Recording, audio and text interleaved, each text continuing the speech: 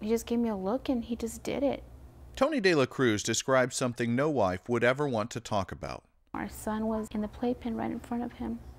My husband is dying right before my eyes, the love of my life, and you know, there was nothing I can do, and I just like begged him, you know, to not leave me.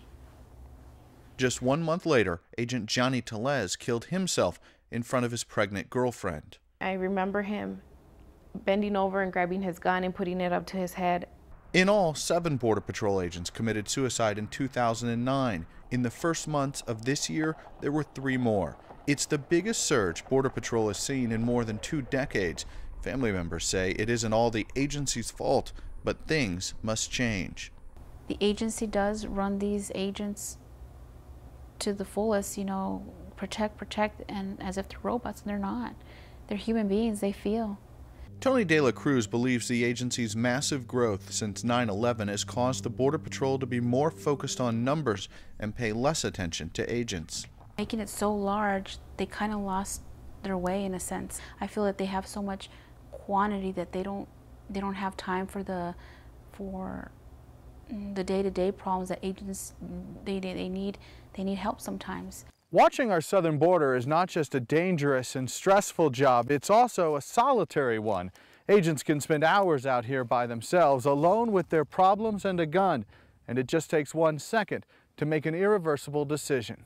He would tell me, he's like, just the fact that you're sitting in the desert in the middle of nowhere in a truck, you know, you're constantly thinking about a million things, you know, all your problems, you know, all your happiness, everything that, you know, is going on in your life, you're constantly thinking about it. Plus, if there's that many more problems, you know there's a gun right next to you. Others point to the stress of the dangerous drug war and a suicide rate that is higher across law enforcement than the general population. The Border Patrol did not respond to our repeated requests for an on-camera interview, but despite the numbers, said there is not an uptick or trend toward more suicides.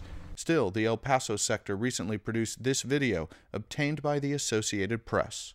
I guess kind of hard to swallow, especially being that I knew Eddie as a trainee. I knew Eddie, you know, growing up in the patrol. In the video, family members and friends of agents who have killed themselves talk about the heartbreak left behind. I blame myself because I thought I knew my son pretty well. He was my best friend. But I look back and I say, he didn't tell me these things. The video is now shown to new agents and their supervisors in the El Paso sector, and a nationwide suicide prevention program has been ramped up. Not enough to help those who have already lost loved ones, but these women say if it can save one life, it's a good thing. If I know my husband, he would take it back. But he can't, and there's an enormous amount of pain. CHRISTINA VASQUEZ found another way to ease some of the pain. She named her daughter Johnny. I didn't want to not mention that name anymore. You know, he was somebody that I loved and I adored with all my heart. You know, I would give my life to see him once again. But since I can't do that, I want to at least call him, you know.